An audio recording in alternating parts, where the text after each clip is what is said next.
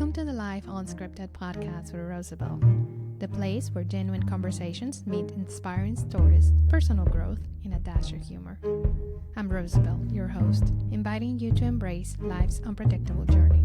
Celebrate your unique story and find joy in everyday moments. Get comfortable, stay curious, and let's explore together. I'm scripted, unapologetic, and unstoppable. Welcome back to the Life Unscripted podcast with Rosabel. I'm your host, Rosabel. I am a passionate advocate for personal growth, and today we're diving into the world of personal development with a special guest who has transformed his life through practical techniques and real-life applications. Joining us from Poland is Michal Stawicki. Did I say it right? Oh, of course not. You said it in the American way. How do you say your name? Michal Stawicki. Michal Which is Stawicki. totally different than, spelling in English, so I getting Michal Stawicki all the time. Oh, okay. So Michal? Yes. Michal. Okay. So he's an author known for his pragmatic approach to self-improvement. So welcome, Michal, right? Yes, Rosabel. Thank you for having me.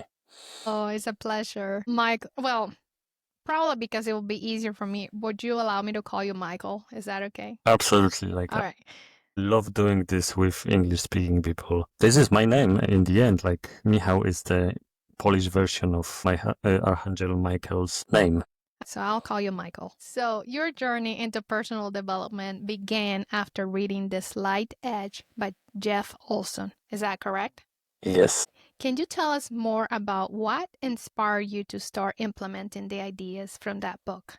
So I will paint a bit of background. Back then, I was a corporate worker in IT, and I didn't like it very much. But I also had 3 kids, mortgage, so, I had to provide. But I didn't feel fulfilled nor happy, and I was yearning for something more, but I had no clue what this more could have been. And then Providence, that was what it was, because I got this book, being in Ireland, visiting my parents, and my sister, who back then was traveling around the world, she also stopped there, and she had that book, and then I read it. So what inspired me was that I was reading the book, and the message is, success is a few simple disciplines repeated over time. Failure is a few simple errors in judgments repeated over time. And sure, when I examined my own life, I could track back to things I did succeed or failed. And yes, there was every single time either small positive habits or small negative habits behind whatever happened. So I was like, yeah, that's true. That's life. That's how it works, which convinced me to, maybe I can do something. It took me a whole month battling with, my old personal philosophy and my self-image before I gave it a try. Decided, okay, let's try. Let's see what. Absolutely. Sounds interesting. So you mentioned that creating a personal mission statement in November of 2012 was like a pivotal moment. How did this particular statement influence your journey, and what advice would you give to listeners about creating their own mission statement?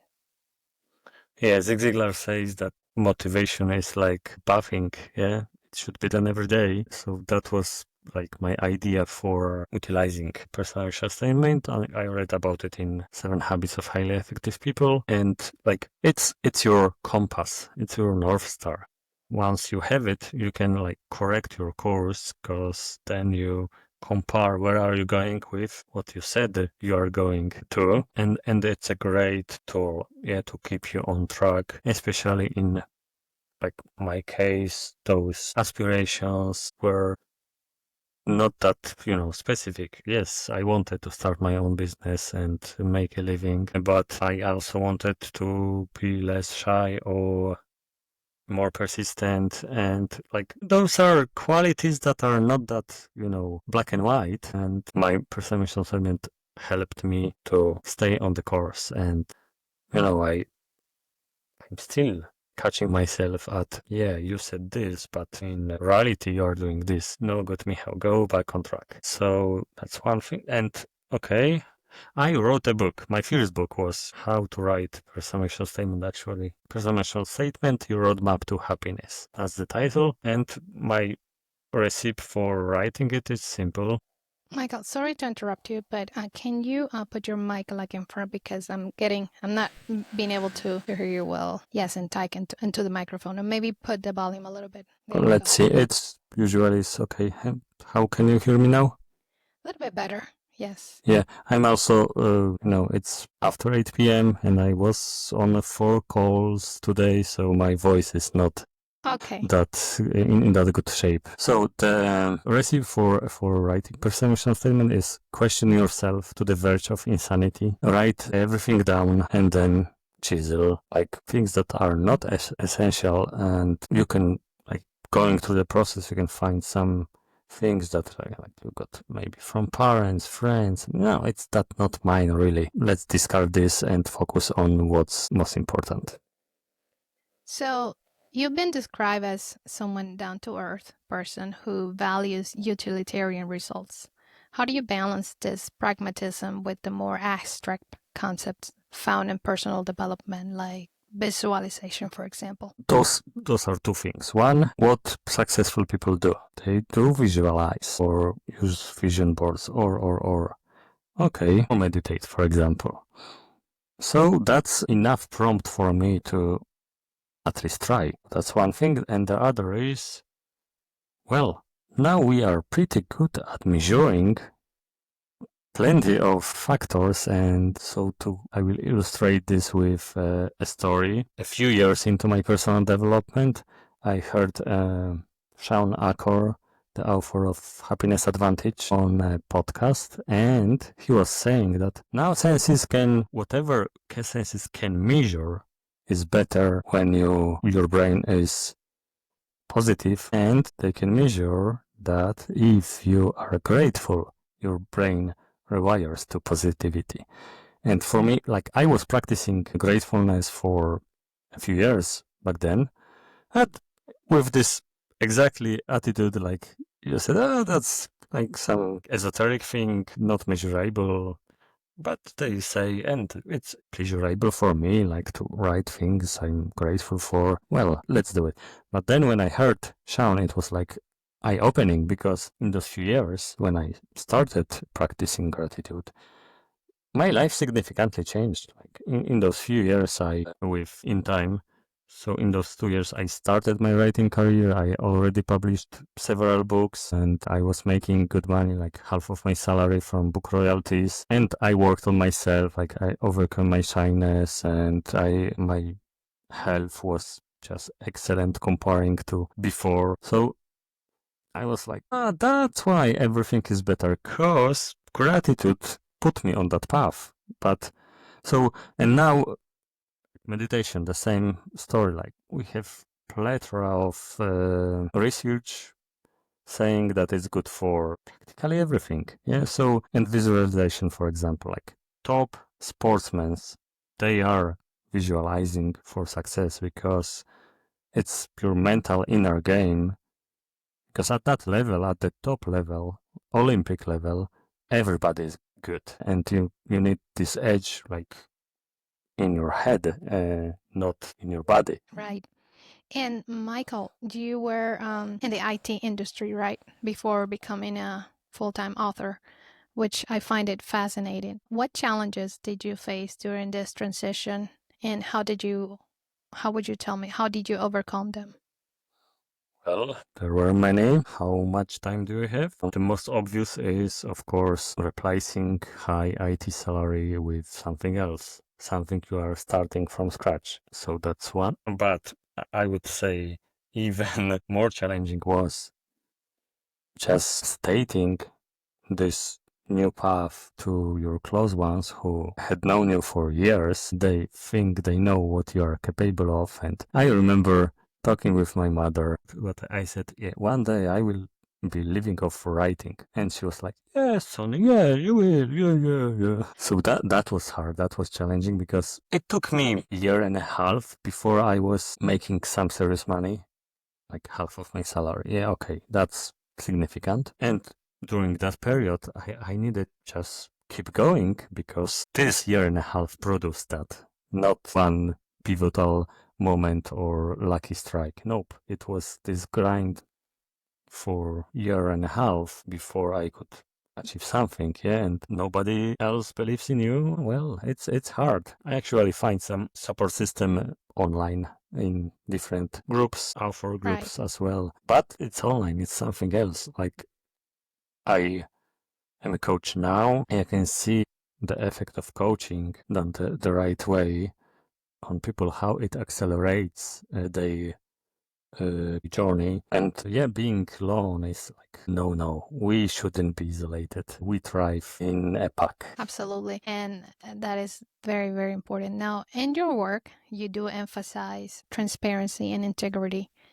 How do these values translate into the practical strategies that you also offer in your books? Well, practically all of my books, well, most. I have like a couple of books with stories from all over the world, but other than that, my books contains my experience. So yeah, I sharing my struggles and my successes, and that's how you can kind of be sure, okay, this guy is know what he's talking about. It's not like he just read something and then figure out some message. Nope, it's I lived through there, so I can write about it. And that's by the way very practical approach when it comes to being online persona, because you will get haters and you need to have some protection against that. And my protection is, yeah, say whatever you want. I live that. Goodbye. Right. And Michael, how long ago did you start writing? When I started writing in 2012, I started writing like the first blog at the end of that year. I actually started my first book in, I guess that was April, beginning of April 2013. And so you have today, up to this date, you have written how many books? Like 19? Do you say? Yes, 19? I published 19 books. Wow. Well, and then you have other ones that you probably haven't published yet, right? Yes, that's true.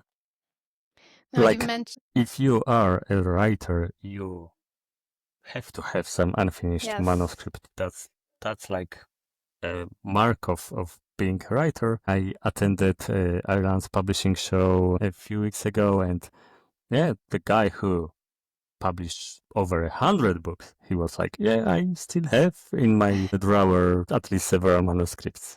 Yeah, I have a few here also. So you also mentioned that family, definitely it is an important part of your life. I mean, family should be an important part of everyone's life. But how is that being a husband and a father shape your perspective on personal growth and achieving balance? Yeah, that's a good question, because I admire people like Alex Hormozy, who is totally committed to his business and works crazy hours because he loves that. Great for him. It's not my story. Like, I'm trying to position myself. I'm advisor for common mortals. Yeah, you have job, commute, family, church obligations, and etc., and you want to grow. So that's my story. It was obvious for me that I cannot dedicate 100% of my time to my pursuits. I still had events to attend, or just being at home because my wife was exhausted, so she wanted to get out. That was reality. And I'm also like, you can being long enough, like a couple of years in the online space, you can see how this untamed pursuit of success can screw people's lives and families. And for me, that were like stories like Jim Rohn say, okay, don't do what those guys did. Yeah, so from scratch, I knew that. And it shaped what I was doing.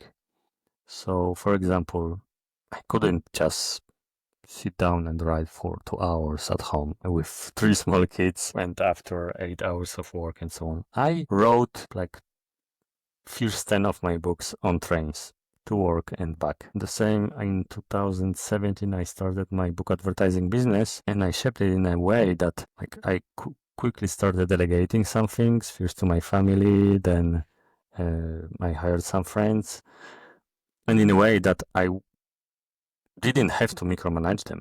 So, for example, because of my constraints, I figured out like, we have a plenty of ads to do, like dozens and dozens. I will just put them in one feed, add to the group all my helpers, and whoever is free will just grab one, tell others that it's occupied, and do this. And then the second person can take another order and another. And now it's like part of my business. It's the philosophy of it, because I don't need to supervise those people. I have the necessary information. Okay, the project is started, is going, is finished, just because I had so little time and attention to spare. And in your journey also, you have implemented various self-help concepts, like what you share, but can you also tell me another specific challenge that you face on how do you apply these concepts and how do you overcome?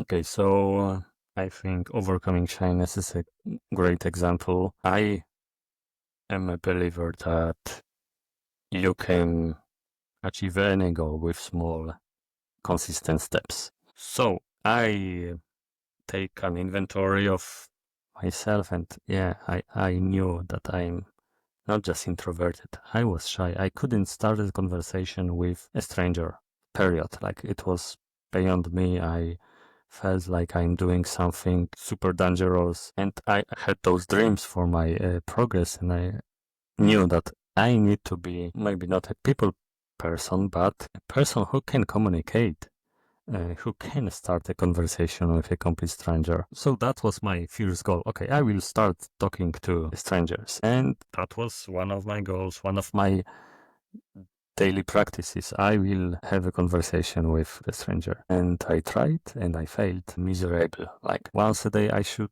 approach a stranger, maybe 2 times a week I was able to. And it was so much hardship, so much anxiety about around that like, it was grind. So I took a step back and I thought, like, in reality, I cannot do that. Like, I'm just not able to. So what I can do, and I broke it to small steps.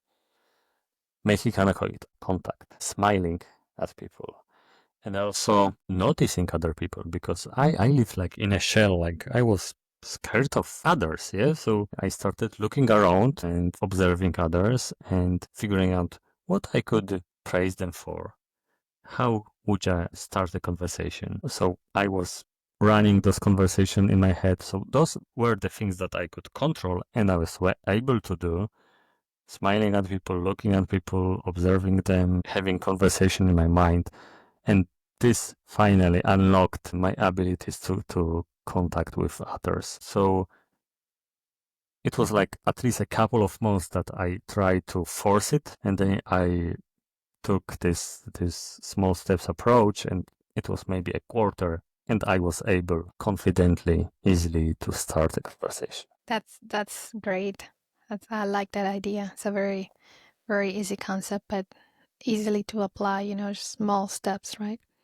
Now, you do advocate a lot for creating concrete results, right? In personal development, of course. But what are some like metrics or indicators that do you use to measure progress in your own life? And how do you recommend listeners to track their own growth? There is always something you can track. I was practicing speed reading. Of course, I measured my speed, and then I could tell last month it was worse or better or whatever, but that's very measurable. How about things like gratefulness and the impact of it on your life? You need to figure out your own metrics.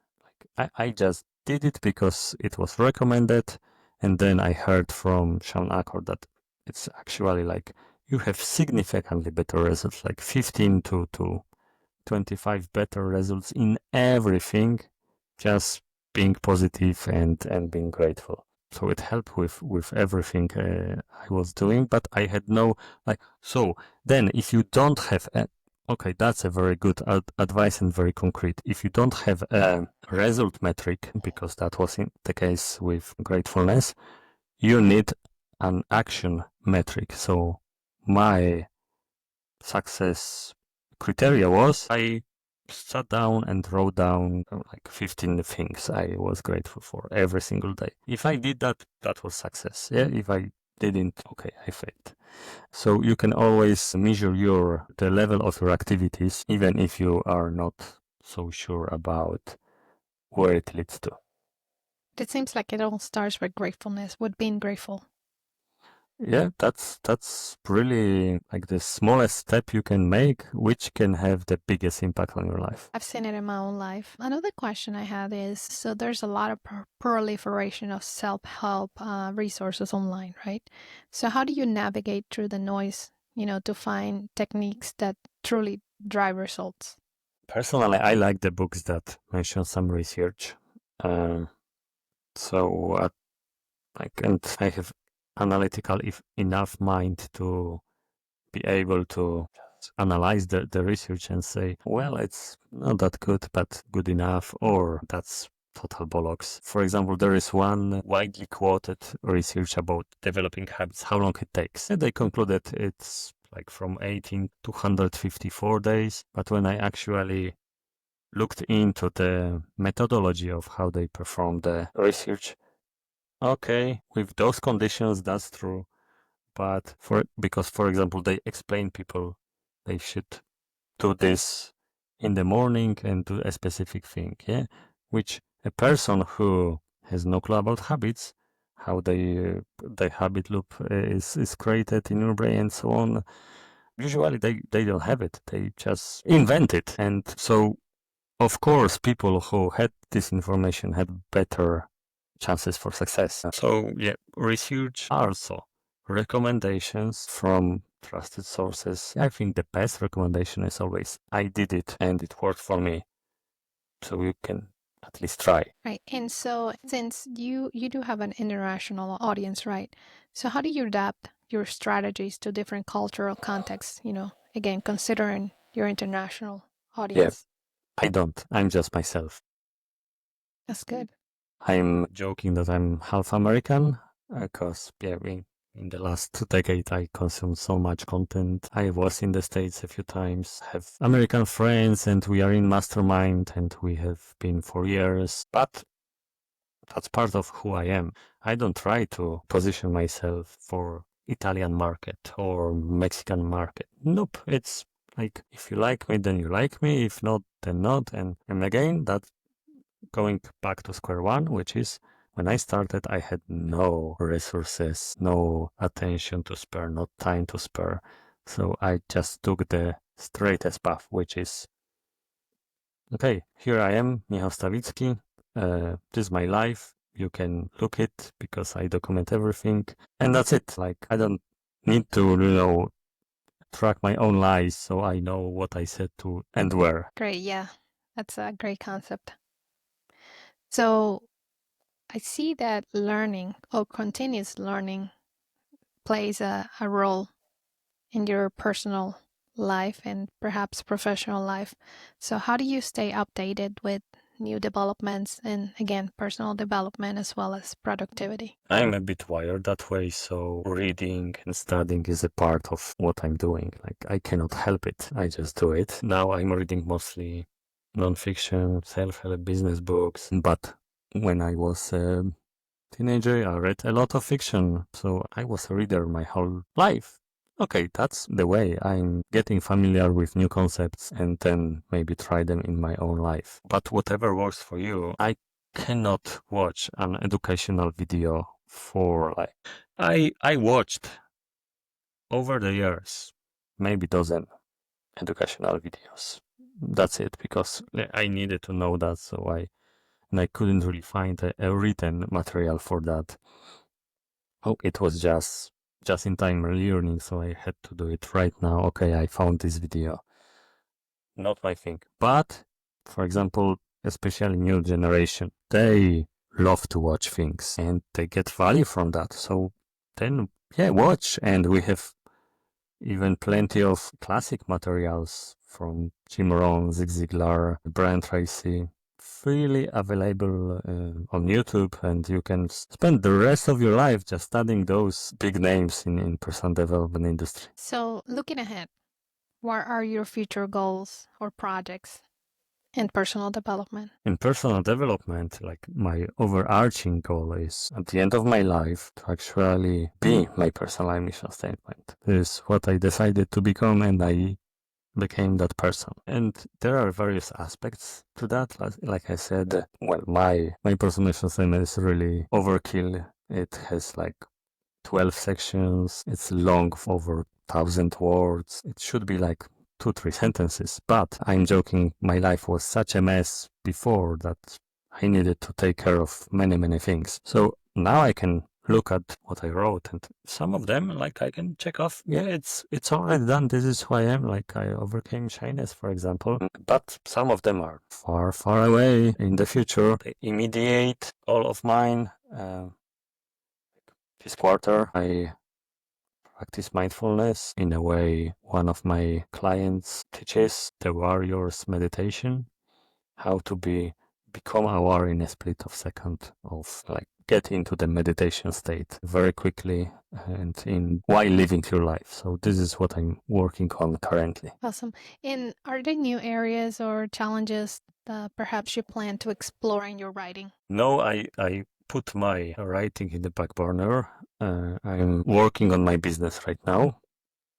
This book advertising agency, because finally, after listening to wiser people for over a decade, it arrived. Yeah, I need to focus in one area at a time. So I will scale up this business, free myself up from it, and then, yeah, then I can do like whatever. And writing is now, after those few years hiatus, it is tempting. What is your most, out of all those books that you have written, what is your favorite and why? Oh, come on. You are asking a parent to pick the favorite kid. Nope, that's not going to work. Of course, there is some projection, like with kiddos, when they do good. Such a great kids. Yeah, some of my books did better commercially than, and I feel a bit better about them. But I can tell you that every single one of them had at least one story of a reader who came back to me and told me, like, this changed my life or my relationship or whatever. Really helped them. For example, I have a book, Slicing the Hype, which is about how to discern on this ocean of books on Amazon between real authors like me and copycats who just are in it for money. And that was a total flop, because this is something I thought people need, but maybe they need, but they don't care enough to buy. So I sold, I know, maybe 1,000 copies, probably not, and made it permanently free.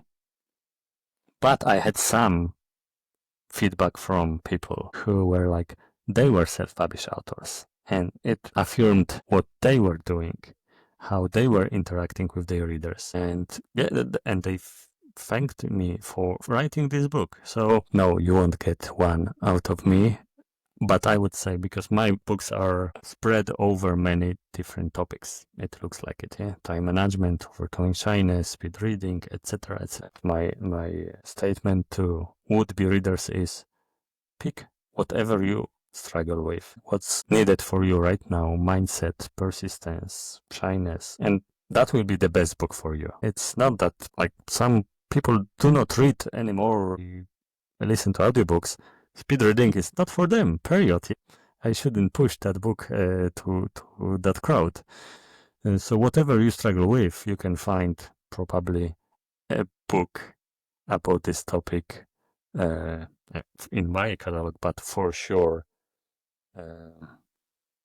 on Amazon, in this new wave of people are dedicated to personal development. Mark Reclau, Thibault, I couldn't even pronounce his surname because he's French.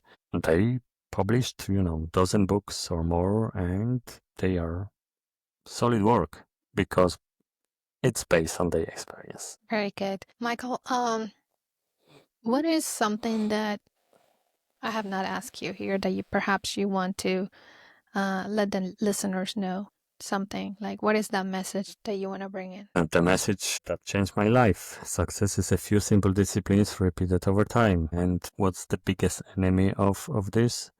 Trying to achieve too much, too fast, starting too big. And then you are just not able, like me and overcoming shyness, is starting conversations with strangers. I just cannot do it for the sake of no, period. I wasn't able to. And the same is with like, okay, I will start going to the gym every day for 2 hours. Yeah, maybe you can pull it out in the first week, but then life gets in the way and then you are getting discouraged and you look at the scale and it barely moved and so on and so on. So when it comes to changing your life through those small steps, sustainability should be your only metric. Can I do it every day? Even if I'm sick, even if I'm busy? Okay, if the answer is yes, that's your thing. That's what you should repeat every day. Not, okay, I will train for marathon, so I will run miles and miles for weeks. Okay, that's good for one-time project, but you cannot do it through your life, or you can, but then you need to, remodel your life for this to happen. So you mentioned something that you can do even though you feel sick or tired. Do you think that's as a way of telling that you actually perhaps love or and have passion because you want to do it despite things that are happening around you? Well, passion, when you look at the etymology of the word, comes from suffering. So it's like you want to suffer despite, yeah, because of the results of maybe or just maybe you enjoy the process despite it's hard. Like working out in a gym, it's not easy, but many people like it. So yes, there is element of this, but you don't have to be passionate. Actually, I'm follower of Alex Hormozy and I agree with him at this point. You develop passion by doing.